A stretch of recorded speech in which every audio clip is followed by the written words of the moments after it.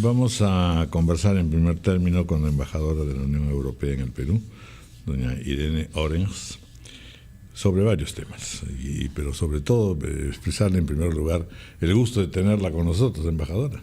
Muchísimas gracias, el gusto es mío. Muchísimas gracias por invitarme. Bienvenida. Bueno, en primer término, esta semana, lunes y martes, la Unión Europea con la Cámara de Comercio desarrollan un seminario internacional sobre oportunidades del sector privado ante la COP20, que se va a realizar en Lima, que tiene una enorme significación, pero que viene precedida, y es lo primero que le deseo preguntar, embajadora, de este debate en verdad que se plantea permanentemente entre emprendimientos económicos, empresariales, utilización, en fin, de todos los recursos que el mundo ofrece y que en el Perú, evidentemente, y en los países subdesarrollados es vital poder desarrollar mayor productividad, y al mismo tiempo la necesidad de un cuidado del medio ambiente, en general una política medioambiental y fundamentalmente sobre el tema de, en fin, la COP20. ¿Cuál es su perspectiva en ese sentido? ¿Cómo se aborda este tema en Europa? Porque aquí la verdad que, así como todo el mundo quiere tener serenidad, también hay pasiones y nerviosismos, ¿verdad? Muchísimas gracias. Ante todo, pues muchas gracias por la invitación y por poder abordar un tema que es un tema tan importante para todos, ¿no? Y sobre todo para Europa, y solo para empezar, que en Europa también hay pasiones. O sea, podemos ser un poco más moduladas. Un poco más moduladas, y a veces las resoluciones intentamos de encontrar formas democráticas de debate, ¿no? Como el referéndum, claro, por ejemplo. No, pero alrededor del tema del cambio climático ha habido sus debates, por supuesto, ¿no? Yo creo que hoy en el mundo científico ya no hay el debate. El cambio climático tiene lugar, el calentamiento de la Tierra es un hecho, y también es un hecho reconocido de que los causantes del calentamiento del globo, de la atmósfera, son los gases a efectos de invernadero, y gran parte de la aceleración de este calentamiento está producido por el hombre y por nuestra manera actual de hacer las cosas. Ahora, yo creo que ese debate y el debate de qué hacer y cómo hacer ya ha avanzado, ¿no? Si ya no es una pregunta y si ya no hay duda que sí que tiene lugar, que sí que tiene efectos desastrosos, que cambia los flujos de las corrientes del mar, que aumenta la frecuencia de los desastres climáticos, que reduce muchísimo la cobertura glaciar, entonces, y que todo esto tiene efectos sobre la sostenibilidad de nuestra manera de vivir. Y Perú, entre otros, es un país muy expuesto a este estamos, de hecho, preocupadísimos. Sí, que ya están, y del mar, por supuesto, ya se siente, ¿no?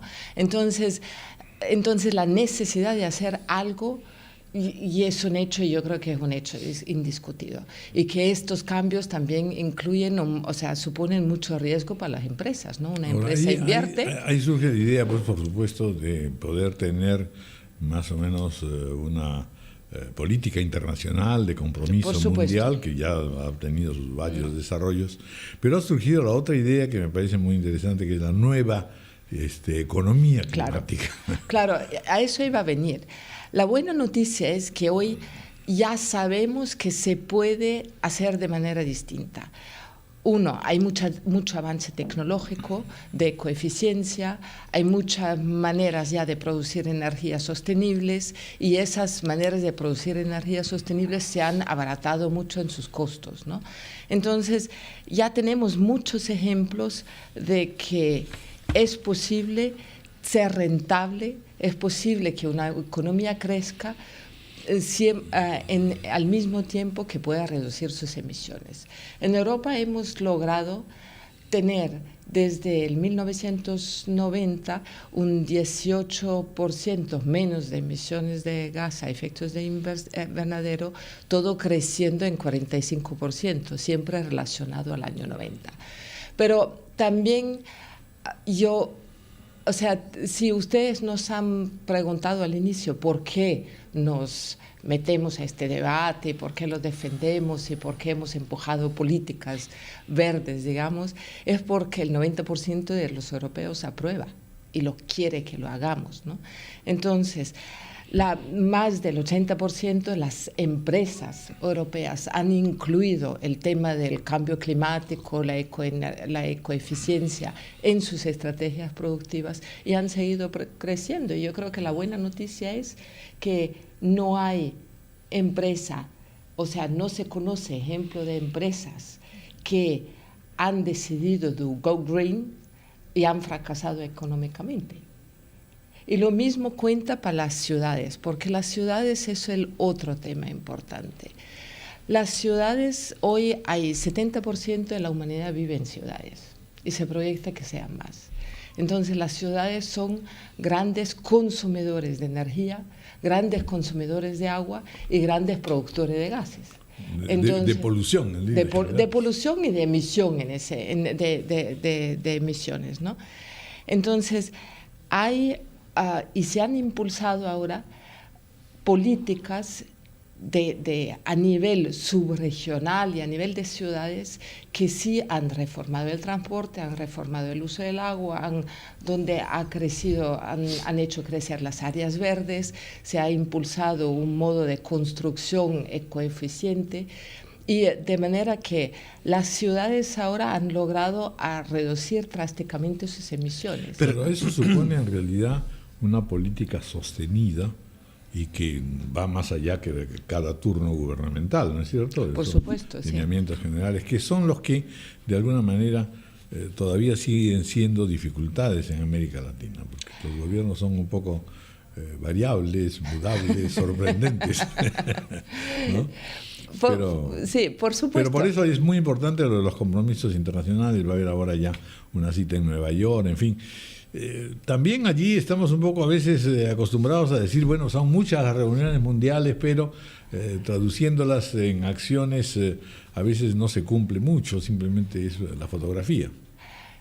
Sí, pero déjeme enfatizar que sí que se ha progresado mucho. O sea, porque actuar contra el cambio climático y frenar el cambio climático es de acción a muchos diferentes niveles, ¿no? Son individuos en su propio comportamiento, distritos, ciudades, empresas, y todos estos actores han cambiado mucho sus comportamientos últimamente.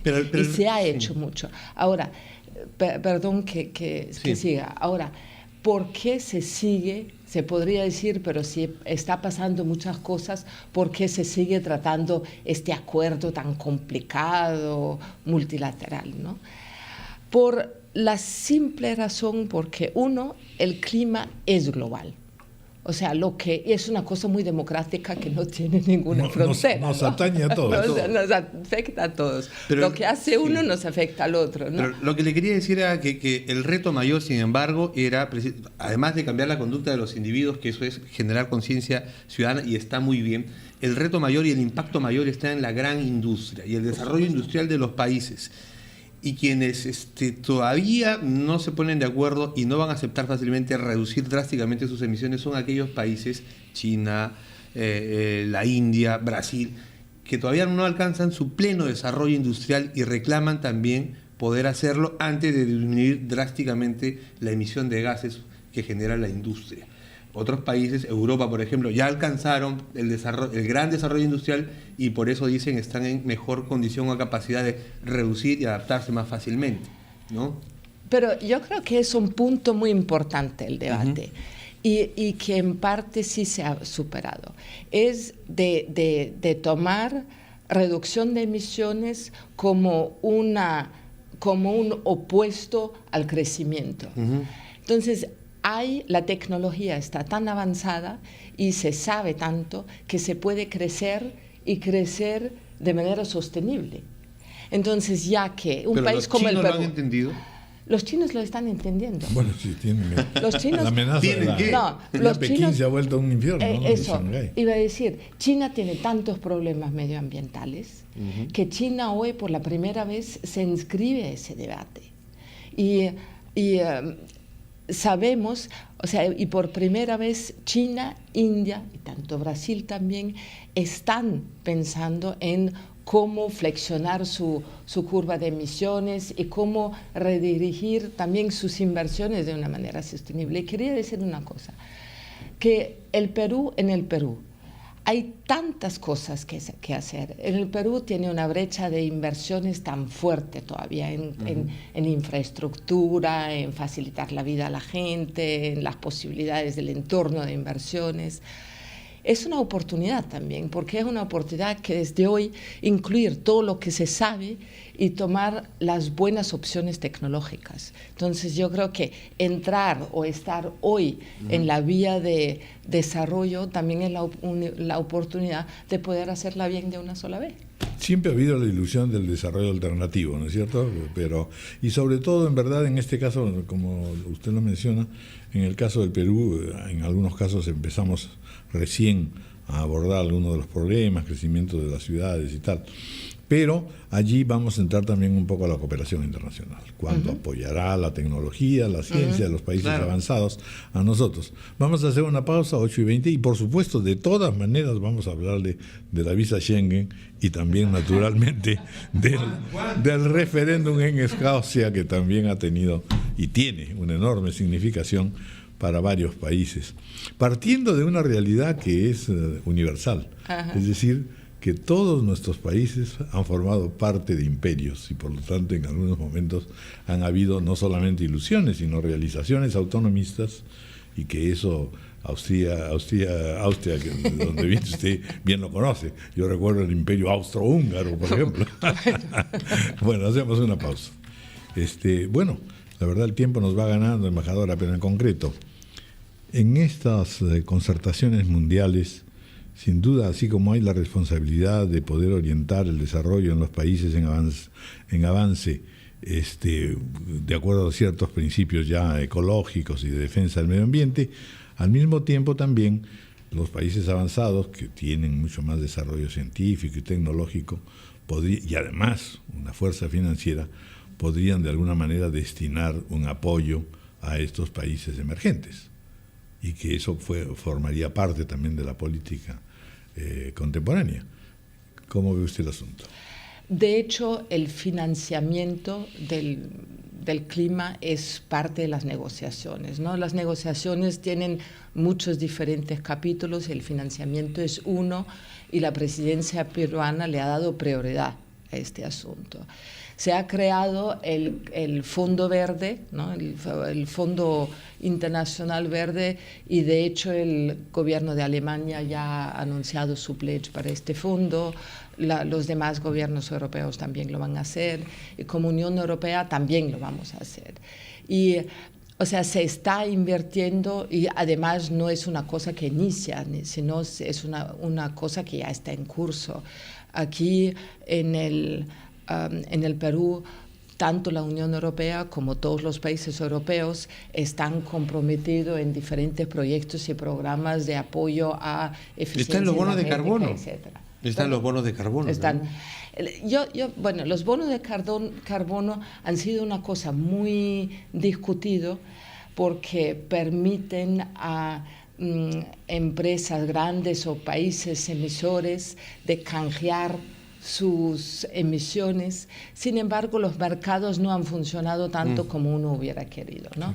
Entonces, esta vez lo que se está proponiendo es, por un lado, un fondo verde para apoyar buenas políticas, y por otro lado también pedir a todos los países que desarrollen su política y que señalen dentro de su propio presupuesto también el financiamiento para impulsar esa y asistencia técnica y científica, ¿no? Por supuesto, por supuesto. Bueno, usted ha anunciado que las cosas van por buen camino con respecto a la visa Schengen, y que también habría noticias el próximo año. A ver si nos puede ayudar a precisar el asunto. ¿Qué cosa significa buen camino? Es relativamente sencillo, ¿no? El acuerdo político de dar la exención de la visa Schengen a Perú y a Colombia se ha tomado por el Parlamento Europeo el año pasado. ¿Junto con otros países? Junto con otros países, pero el paquete específico de esa decisión concierne Colombia y Perú. Entonces, seguido a esta decisión, la Comisión, o sea, nosotros hemos tenido el mandato de hacer toda una evaluación de potenciales riesgos y esa evaluación se ha terminado y el informe de esa evaluación se está adaptando ahora en octubre. Pensamos que en noviembre vamos a tener el mandato de iniciar las negociaciones para un acuerdo de exoneración con Perú y con Colombia y que se está esperando que en febrero, marzo estas negociaciones concluyan, que tengamos este acuerdo y para que se enterine por las diferentes instituciones. Entonces vamos a llegar a mayo o junio del otro año. Entonces, eso es la perspectiva. Yo he ido, cuando estaba recientemente en Bruselas, he ido a ver los colegas del servicio que tratan con las visas y fue eso que me han explicado y que en principio no se están esperando mayores dificultades, esperando siempre que el Perú también avance con su visa con sus pasaportes biométricos. Miremos ahora a la Europa unitaria y al mismo tiempo múltiple y tan diversificada en regiones y con orgullos regionales y con visiones siempre un poco, digamos, de nacionalismo regional, ¿no es cierto? El caso de Escocia se ha convertido pues entonces en una primera vidriera importantísima, ¿no es cierto? Tenemos lo de España. Nunca ha dejado de haber problemas también, que digo yo, en Francia o en Italia, Dios mío, también hay grandes regionalismo, ¿no es cierto? Y en Grecia. ¿Cómo pueden evolucionar estas cosas? Porque a nosotros nos está ocurriendo, todavía preliminarmente, que efectivamente a propósito de la regionalización, por ejemplo, surjan todos estos pedidos y estas comparaciones inevitables, diciendo, bueno, yo soy una región que produce más que la otra, ¿por qué tengo que estar financiando los otros desarrollos? ¿No es cierto? Es un fenómeno muy rico, muy interesante y aleccionador finalmente. Ha triunfado, sin embargo, el no. Sí. ¿Es el triunfo de la razón? Es difícil. No se lo voy a contestar directo a esa pregunta. No, como usted dice, por supuesto, hay entidades, hay orgullos regionales, hay identidades regionales, hay diferentes naciones también en los estados europeos y en primer lugar yo creo que hay que felicitar la manera democrática y madura de cómo se ha desarrollado todo este proceso, ¿no? De ese referéndum. Ha habido sus debates con toda la pasión y finalmente ha ganado el no. Finalmente ha ganado la opción por la continuidad, yo diría. La gente también opta por lo que conoce y lo que tiene las ventajas de lo seguro. Y ya los diferentes análisis van a mostrar los por qué, los cuánto en sus detalles. De todas formas, ¿no? Cuando surge el debate y surge la necesidad de esta consulta, lo que sí va a ocurrir de todas maneras es que se revisarán, digamos, las relaciones. Claro, ¿no? hay ciertas... Yo creo que esto es un debate que seguramente va a ocurrir a lo interno del Reino Unido, ¿no? Y es básicamente asunto también del debate del gobierno del Reino Unido con sus diferentes constituyentes. Ahora, señora embajadora, el tiempo nos está ganando, pero el reto mayor para la Unión Europea me parece que está en Ucrania y el reto que supone la relación siempre difícil con Rusia, además de la actitud que como Unión Europea están tomando frente al Estado Islámico y lo terrible que está pasando. Para el Papa Francisco, por ejemplo, eso ya es una tercera guerra mundial, por ejemplo. El reto los retos esos dos retos que usted acaba de mencionar son seguramente los retos más grandes, ¿no?, que enfrentamos ahora. Ahora, en la relación con Rusia y con alrededor de todo el tema de Ucrania, yo creo que es un enfrentamiento también de dos concepciones de Estado y de dos concepciones de gobernar, ¿no? Para la Unión Europea está claro que la opción militar no es una opción, ¿no? Compartimos un continente, hemos intentado progresar mucho en la relación con Rusia en todos estos últimos años, después de la Guerra Fría, y tenemos toda la voluntad de llegar a un acuerdo negociado, con